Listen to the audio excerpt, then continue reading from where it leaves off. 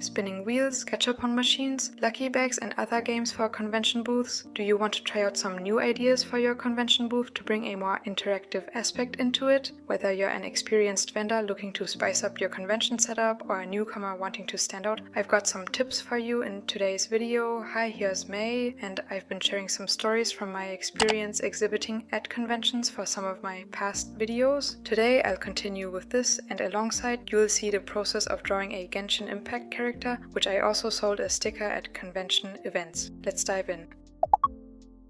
Before we begin, I would like to introduce you to the concept of lucky pulls or gacha systems in general and how this applies for the different options I'm gonna mention. The concept always is, you get something that's randomly selected. It could even be nothing if that is one of the prize options. Some systems will offer prizes that have an equal value, while others could have options with differing ones. An example for a system with equal values would be you have many stickers of one or multiple fandoms and each prize option is one of the different ones. An example for a system with different values would be that you offer something like 2 stickers and 1 print as one option, 3 stickers and no print as another one, 2 prints and no stickers as the next one, and so on. It's important to choose prizes for this wisely, and with these options it's more likely that these aren't allowed at some events as they are more like luck games. You could circumvent this by making sure each option, the stickers and prints together, or a keychain all have the same value. If a keychain costs €10, a print €5 and a sticker €2, you could for example offer a keychain as one option, 2 prints as another option, and 5 stickers as a different option on the same wheel. As long as the value of the prizes is the same, more venues would allow this.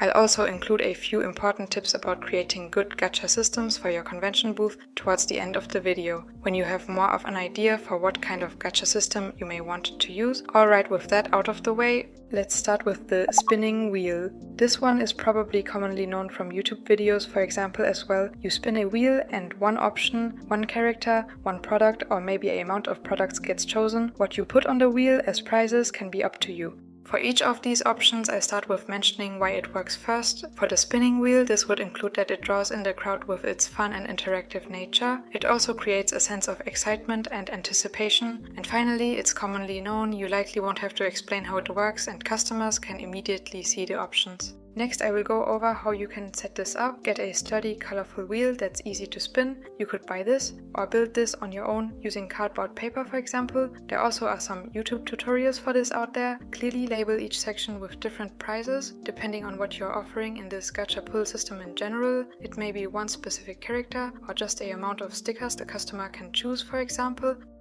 Next up is the gachapon machine, another fun and interactive idea that can really draw in a crowd. The gachapon machine adds an element of surprise and excitement. It also appeals to the collector mentality. Finally, for people who like games, this is also a nice way to gamify the experience at the booth. For me, it for example has a bit of a nostalgic feel to it, as I used to get bubblegum from these machines. For setting it up, you can either buy a gachapon machine or build it yourself. There are some YouTube tutorials on this. For example, you'll have to fill it with a variety of small items like keychains, mini prints and exclusive stickers. Note that not all products necessarily suit the gachapon machine here, since you usually use capsules to keep the products in. Also ensure that the box is secure and easy to use. The next system I would introduce would be lucky bags. These are bags that you can see into and you get one of them. Here you buy one and then you see the prize in it. Buying a bag is basically like a pull. Once again, the bags could either be filled with things that are the same value or they have differing ones. The system reminds me of wonder bags I used to see for children's magazines or just card packages. Receiving a collection of items or just one in an already packaged bag can be very convenient. The buyer could even wait with opening this bag until they arrive home. Maybe they even want to film this for a small haul video, for example, and for this being able to wait can be nice. This system requires quite a lot of preparation, as you have to insert items into each bag and package them. Here you also have to make sure the bags look visually the same. And the final idea I would include would be a simple gacha pull system. This is similar to the gachapon machine but more versatile and easy to set up. Here the idea would be that you put all prizes into one box or bag. The customer then pulls their prize out of this bag. For this it makes sense to only include products of the same type, only keychains, only stickers or only prints in one bag or box. The differences between the box and bag would be that the box is more sturdy, things don't get damaged or folded as easily. You have to add a cover for this though, so so the person grabbing it does not see inside the box. I have done this with some fabric, for example. The bag, on the other hand, is more flexible and easy to transport. Here you also don't have to cover this up. You instead need to hold the bag so the customer can grab into it. This can be a simple, time-effective option where you may not have to buy materials. Picking the elements out by hand is a bit less hygienic, but it allows the customer to feel even more involved as they specifically pick out the product they get. You could also package each product the same way and put these into the box or bag. Instead, you save on packaging materials if you don't use packaging for the products, which is more eco-friendly. Get a cardboard box or bag. For the box, one of the sides needs to be open, then you place fabric or paper that doesn't cut you or similar material over the open part, leaving a hole for people to grab into. You can attach this with glue or gummies. Alternatively, you can also use a full cardboard box and cut just a hole in it. As mentioned, it's important to ensure that you don't cut yourself when grabbing into the box. For the bag, you would just take one. Best would be those you can completely close up and not regular tote bags. That would be an option as well, of course. After presenting you these options, I'll tell you a bit about my experiences of gathering ideas for systems like these. I was at Phantasialand with my brothers, their friend and my father at the time, which in itself also served as inspiration for theming and fun ideas. I wanted to do a gacha system with the stickers I would sell at the convention, which was only a week afterwards, and as heads up, I recommend coming up with your idea for this way sooner than I did. A month or two in advance would be good at least, and factors I wanted to pay attention to for this would include eco-friendliness, making sure I would use as few materials as possible by crafting things myself instead of ordering and using cardboard over plastic. Overall, just using as few resources as possible was important to me. Hygiene. If possible, I wanted the people to not have to touch the products directly or just touch the same things. Craftiness. Whatever system I would go for, I wanted it to either be something I could buy already used, or it would be something that would be easy to craft, so I wouldn't have to spend too much time on it. Volume. It was important for me to be able to transport the systems, making options that have less volume a better fit. Simplicity. Whatever system I would use, I wanted it to be easy to understand. Fun. I wanted the system I would use to be fun and engaging. And here are the ideas I was considering: a spinning wheel, a gachapon machine, a gacha box, a box where stickers would be placed in rows, each one on longer sticks, and you would just pull the stick to see the sticker you got.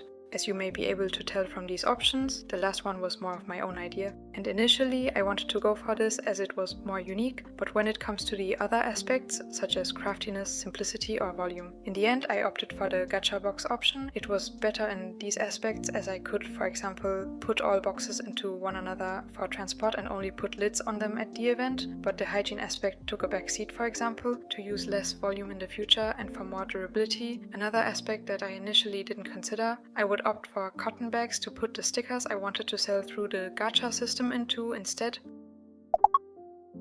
Now let's talk about how my experiences at Phantasialand inspired my booth ideas.